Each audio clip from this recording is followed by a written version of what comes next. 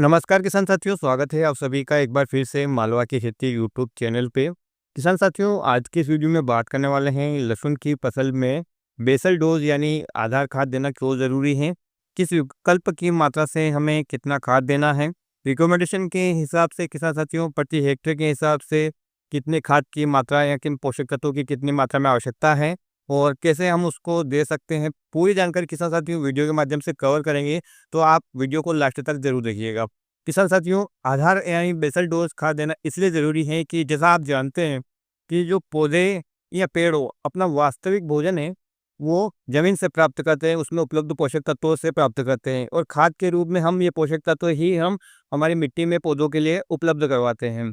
किसान साथियों, शुरुआती अवस्था में ही फसल की जो जड़ें हैं वो निकलती हैं और एक कहावत है कि बचपन का खाया पिया बुढ़ापे में काम आता है। तो पौधा जब ग्रो होता है, शुरुआत से लेकर जब से अंकुरण होता है उसके बाद से लेकर, तो उसकी जो आवश्यकता होती है किसान साथियों उसको तुरंत मिल जाती है, तो वो बिल्कुल ही स्वस्थ रूप से ग्रोथ करता है। किसान साथियों, यूँ कह सकते हैं हम आधार खाद को कि ये हमारी फसल की नींव है और नींव जितनी मजबूत बनेगी उतनी ही फसल है वो अच्छी बनेगी। जिस प्रकार से एक मकान के लिए एक अच्छी नींव का होना ज़रूरी है, तभी आप उस पे अच्छा और बढ़िया और मजबूत मकान बना सकते हैं। ठीक इसी प्रकार से एक अच्छी फसल लेने के लिए आपको बेसल डोज में उन पोषक तत्वों को शामिल करना चाहिए जो आपकी फसल के लिए आवश्यक हैं। बात कर रहे हैं लहसुन की फसल की, चाहे आप ऊटी लगाते हो, देसी लगाते हो या अन्य प्रकार की वैरायटी लगाते हो। किसान साथियों, जैसा आप जानते हैं कि सभी प्रकार की फसलों के लिए 16 से 17 प्रकार के पोषक तत्वों की आवश्यकता होती है। इनमें कुछ मुख्य पोषक तत्व होते हैं, कुछ सेकेंडरी पोषक तत्व होते हैं और कुछ बहुत ही माइक्रो, जो बिल्कुल जिनकी कम मात्रा में आवश्यकता होती है, ऐसे सूक्ष्म पोषक तत्व होते हैं। इसको प्राइमरी, सेकेंडरी और माइक्रो के नाम से भी आप जान सकते हैं। किसान साथियों, मुख्य पोषक तत्वों में आता है नाइट्रोजन, फास्फोरस, पोटास और सल्फर को भी अब मुख्य पोषक तत्वों में गिना जाने लगा है। हालांकि ये सेकेंडरी तत्वों में आता है, लेकिन अब सल्फर का इतना अधिक महत्व हो चुका है कि इसे मुख्य या प्राइमरी पोषक तत्वों में ही गिना जाने लगा। इसके बाद कैल्शियम और मैग्नीशियम सेकेंडरी पोषक तत्वों में आते हैं और बाकी जिंक, कॉपर, बोरान वगैरह किसान साथियों बाकी सब सूक्ष्म पोषक तत्वों की श्रेणी में आते हैं। क्योंकि बेसल डोज में सबसे ज़्यादा किन पोषक तत्वों की आवश्यकता की पूर्ति हम करते हैं, तो यहाँ पर किसान साथियों रिकमेंडेशन के हिसाब से, रिकमेंडेशन का मतलब है किसान साथियों यदि आपने खेत की मिट्टी का परीक्षण नहीं करवाया है तो हम एक लेवल के हिसाब से प्रत्येक फसल के लिए अलग अलग पोषक तत्वों की अलग अलग मात्रा निर्धारित करते हैं और उनकी पूर्ति हम विभिन्न प्रकार के विकल्प वाले खाद जैसे DAP, SFP, NPK, MOP, urea इनके माध्यम से पूर्ति करते हैं। तो रिकमेंडेशन के हिसाब से किसान साथियों यदि आपने खेत की मिट्टी की जांच नहीं कराई है तो यहाँ पर नाइट्रोजन, फास्फोरस, पोटास और सल्फर की जो मात्रा की आवश्यकता होती है वो इस प्रकार से होती है कि नाइट्रोजन की जो आवश्यकता होती है वो 100 किलो प्रति हेक्टेयर के हिसाब से, फास्फोरस के 60 किलो प्रति हेक्टेयर के हिसाब से, पोटास के 60 किलो प्रति हेक्टेयर के हिसाब से और किसान साथियों जो सल्फर की आवश्यकता होती है वो होती है 25 किलो प्रति हेक्टेयर के हिसाब से। क्योंकि इन वांछित मात्रा को पूर्ति करने के लिए हम विभिन्न प्रकार के विकल्प अपनाते हैं। जैसे डीएपी हम लेते हैं तो उसमें 18-46% की मात्रा में नाइट्रोजन, फास्फोरस मिलता है।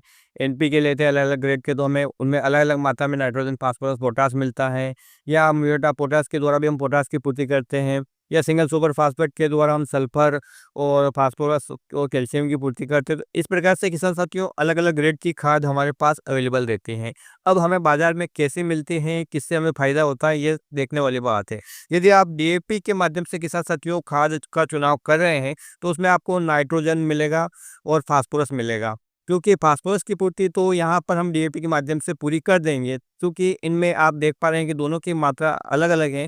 नाइट्रोजन की मात्रा कम है, तो बाकी का नाइट्रोजन हमें किसान साथियों अन्य विकल्प के माध्यम से देना पड़ेगा और फास्फोरस की मात्रा पूरी हो जाए इस हिसाब से हम डीएपी ले लेते हैं। तो यहाँ पर किसान साथियों डीएपी हमें 130 किलोग्राम प्रति हेक्टेयर के हिसाब से लेते हैं, तो हमारा जो 60 किलो के लगभग फास्फोरस हमारे खेत में चला जाता है। चूँकि अब इसमें नाइट्रोजन की मात्रा कम है, तो जो बाकी जो नाइट्रोजन बचा है किसान साथियों, हमें यूरिया के माध्यम से देना है और वो टॉप ड्रेसिंग में देना है किसान साथियों। बुआई के समय जितने नाइट्रोजन की आवश्यकता है, वहाँ पर पूर्ति आपके डीएपी में उपलब्ध नाइट्रोजन से हो जाती है। बाकी जो नाइट्रोजन की मात्रा की आवश्यकता है किसान साथियों, आप उसे 2 बार टुकड़ों में 60 दिन की अवस्था से पहले-पहले अपनी फसल में देंगे। अब यहाँ पर किसान साथियों फास्फोरस की पूर्ति हो गई, नाइट्रोजन की पूर्ति हो गई। अब यहाँ पर पोटास की पूर्ति करने के लिए किसान साथियों आपको 100 किलोग्राम म्यूरेट ऑफ पोटास जो 60% की मात्रा में आता है प्रति हेक्टेयर के हिसाब से इसकी आवश्यकता होती है। वहीं पर बात करें किसान साथियों सल्फर की 25 किलो सल्फर प्रति हेक्टेयर की आवश्यकता होती है, तो हम यहाँ पे 90% वाला सल्फर लेते हैं, तो 25 से 30 किलो जो सल्फर है किसान साथियों, इसकी आवश्यकता प्रति हेक्टेयर हमारे खेत में जाएगी। क्योंकि 1 हेक्टेयर में 10,000 वर्ग मीटर होते हैं और आप बीघा के हिसाब से गणना करना चाहते हैं, तो आपके 1 बीघा में कितना किसान साथियों वर्ग मीटर आता है, उस हिसाब से इनकी मात्रा आप कम या ज़्यादा भी कर सकते हैं। एक विकल्प हमने देख लिया खाद का, अब हम दूसरा विकल्प लेते हैं। तो जैसे कि सिंगल सुपर फास्फेट, इसमें आपको किसान साथियों फास्फोरस, सल्फर और कैल्शियम मिल जाता है। क्योंकि यदि हम एसएसपी के माध्यम से इनकी पूर्ति कर रहे हैं, तो हमें 350 केजी सिंगल सुपर फास्फेट यदि हम देते हैं किसान साथियों, तो हमारे पे यहाँ पर सल्फर की पूर्ति और फास्फोरस की पूर्ति हो जाती है। बाकी का जो म्यूरेट ऑफ पोटास और जो नाइट्रोजन की पूर्ति है, हम वो यूरिया और पोटास के माध्यम से कर सकते हैं। तो यहाँ पर 200 केजी के लगभग आपको यूरिया की आवश्यकता होगी किसान साथियों, और 100 किलो के आसपास आपको म्यूरेट ऑफ पोटाश लेना है, और वही किसान साथियों इस प्रकार से आपके यहाँ पर इन चारों मुख्य पोषक तत्वों की पूर्ति हो जाती है। अब बात करते हैं कि सेकेंडरी पोषक तत्वों की हम पूर्ति कैसे करें, सूक्ष्म बाकी जो पोषक तत्व हैं उनकी पूर्ति कैसे करें। तो किसान साथियों आज बाजार में आपको बहुत से जो पोषक तत्व हैं इनके मिक्सचर मिलते हैं, और ये कम ज़्यादा मात्रा में होते हैं। तो आप 6 से 7 प्रकार के जो पोषक तत्व वाले और रेडीमेड आपको मिक्सचर मिल रहे हैं, इनका प्रयोग कर सकते हैं। एक बहुत ही फेमस के जो किट है उसके बारे में बात करूँ, तो किसान साथियों टाटा का ध्रुवी गोल्ड भी आप प्रयोग कर सकते हैं। 3 बीघे सॉरी 3 बैग तक आप प्रति हेक्टेयर प्रयोग इसका कर सकते हैं, 4 बैग भी ले सकते हैं किसान साथियों। और इस प्रकार से आपके यहाँ पर मुख्य पोषक तत्वों की और सेकेंडरी और माइक्रो पोषक तत्वों की पूर्ति बेसल डोज में हो जाते हैं। किसान साथियों जैसा कि मैंने आपको बताया है कि नाइट्रोजन को आपको बाद में भी टॉप ड्रेसिंग के रूप में देना पड़ेगा। इसके अलावा किसान साथियों बाकी आपको कोई खड़ी फसल में खाद देने की ज़्यादा आवश्यकता नहीं है, क्योंकि फास्फोरस और पोटास की पूर्ति हमें शुरुआत में ही करनी है। सल्फर की कमी दिखे किसान साथियों, तो आप आगे चलकर उसकी पूर्ति और भी कर सकते हैं, क्योंकि हमने बेसल डोज में यहाँ पर सभी प्रकार के पोषक तत्वों की तो पूर्ति कर ली है। लेकिन जो सबसे बढ़िया खाद है वो खाद है किसान साथियों हमारे खेत के लिए देसी खाद, ऑर्गेनिक मैटर हमारे खेत में होना चाहिए। बहुत सारे किसान भाई खरीफ में ढेंचे की फसल लगाते हैं ऑर्गेनिक मैटर यानी जैविक कार्बन बढ़ाने के लिए, या बहुत सारे किसान भाई मुर्गी की खाद, वर्मी कंपोस्ट या गोबर की खाद भी डालते हैं। तो आपके पास अवेलेबल है तो इन खादों को भी आप प्राथमिकता अवश्य दें।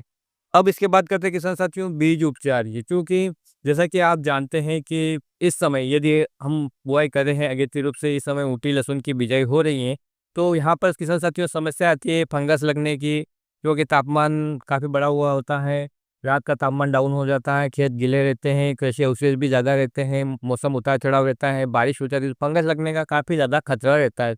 तो इस समय किसान साथियों आपको एक अच्छे फंगिसाइड से भी आपके बीज को उपचार करना है। इथाइलफिनाइट बेटाइल ले सकते हैं, कार्बेंडाजिम मेन्कोजेब तो 50% की मात्रा में भी आता है, कम ज़्यादा मात्रा के परसेंट में आता है, ये भी ले सकते हैं। इसके अलावा भी आप दूसरा फंगिसाइड भी प्रयोग कर सकते हैं। किसान साथियों जैसा कि आपने देखा होगा पिछले वर्ष जो कीड़ों की समस्या आई थी लहसुन की फसल में, तो वहाँ पर इस प्रकार से कीड़ों से बचाने के लिए आपको अपनी फसल में इंसेक्टिसाइड का भी प्रयोग करना है। बीज उपचार में भी करना है और भूमि उपचार में भी प्रयोग करना है। बीज उपचार में किसान साथियों आप इमिडाक्लोप्रिड या थाइमेथोक्सम ले सकते हैं, इससे आप बीज उपचार करें। और खेत उपचार में किसान साथियों आप प्रोपिनोलिल जो दानेदार आता है उसका प्रयोग करें। इस प्रकार से किसान साथियों आप खेत में फंगस से अपनी फसल को बचा लेंगे, कीटों से बचा लेंगे, एक पर्याप्त डोज उसे देंगे, तो शुरुआत में किसान साथियों फसल शुरू से ही अच्छी ग्रोथ करेगी। आप जानते हैं कि यदि फसल शुरुआत से कमज़ोर हो जाती है या कोई बच्चा ये बचपन में ही कुपोषित हो जाता है, बाद में उसके शरीर में उतना बदलाव नहीं देखा जाता है। तो यदि आपकी फसल को शुरुआत में ही आपने मजबूत बना लिया, उसको आधार खाद के रूप में किसान साथियों आपने पर्याप्त न्यूट्रिशन दिया है, तो निश्चित रूप से आपकी फसल शुरुआत से ही मजबूत बनेगी, रोगों और कीटों से लड़ने के लिए भी वो सक्षम होगी। और इस प्रकार से आप अपनी फसल के लिए आधार खाद या नींव खाद यूँ कह सकते हैं या बेसल डोज कह सकते हैं, एक अच्छा कॉम्बिनेशन बनाकर दें। बाद में आप प्रयोग करेंगे किसान साथियों फास्फोरस युक्त खाद, पोटाश युक्त खाद, तो उनका रिजल्ट तो मिलता है, लेकिन जितना डालते हैं उतना नहीं मिलता है। क्योंकि फास्फोरस को घुलनशील अवस्था में आने में समय लगता है, तो किसान साथियों आपको शुरुआती अवस्था में इसको दे देना है, तो ये धीरे-धीरे आपकी फसल को अवेलेबल होता रहेगा। तो किसान साथियों इस प्रकार से एक अच्छा बेसल डोज बनाएँ और अच्छे बीजों का चयन करें, बीजों का उपचार करें, समय पे बुआई करें और सिंचाई की प्रणाली भी इस प्रकार से रखिए कि किसान साथियों ना तो खेत में ज़्यादा सूखे की स्थिति आए और न ही ज़्यादा नमी की स्थिति बने। तो इस प्रकार से आपकी फसल है किसान साथियों बिल्कुल प्रॉपर तरीके से चलती है। विपरीत मौसम में लड़ने की भी उसमें क्षमता होती है कि क्योंकि पौधा यदि बिल्कुल हेल्दी है, स्वस्थ है तो वो रोगों और कीटों से आसानी से लड़ सकता है। मजबूत पौधा ही किसान साथियों बीमार से लड़ने की प्रतिरोधक क्षमता रखता है। तो निश्चित रूप से किसान साथियों ये जानकारी आपको लाभदायक होगी और आने वाले समय में किसान साथियों हम लहसुन की फसल के लिए और क्या-क्या कार्य कर सकते हैं? किस प्रकार से किसान साथियों हम उसकी क्वालिटी बना सकते हैं? कम बजट में हम कैसे उसमें कीटों, रोगों से किसान साथियों अपनी फसल को बचा सकते हैं? एक अच्छा उत्पादन हम कैसे ले सकते हैं? क्योंकि खेती तो हर कोई करता है लेकिन किसान साथियों कम बजट में अच्छी खेती करना एक आर्ट है, कला है जो आपको आनी चाहिए और इसी विषय में हम आगे भी वीडियो आपको प्रोवाइड करते रहेंगे। उम्मीद करता हूँ ये जानकारी आपको लाभदायक रही होगी। यदि जानकारी आपको पसंद आती है तो प्लीज़ आप वीडियो को लाइक कीजिएगा, चैनल को सब्सक्राइब कीजिएगा, अन्य किसान साथियों के साथ इस वीडियो को शेयर कीजिएगा। किसान साथियों आप हमारा व्हाट्सएप ग्रुप भी ज्वाइन कर सकते हैं जिसमें विभिन्न प्रकार की फसलों के बारे में आप अन्य किसान भाइयों के भी अनुभव ले सकते हैं। वीडियो के डिस्क्रिप्शन बॉक्स में उसका लिंक है। फिर मिलते हैं एक नए वीडियो में एक नई जानकारी के साथ। तब तक किसान साथियों ख्याल रखिए आप अपना, अपने परिवार का, अपने पशुधन का और अपनी फसलों का। वीडियो देखने के लिए आपका बहुत बहुत धन्यवाद। जय हिंद, जय जवान, जय किसान।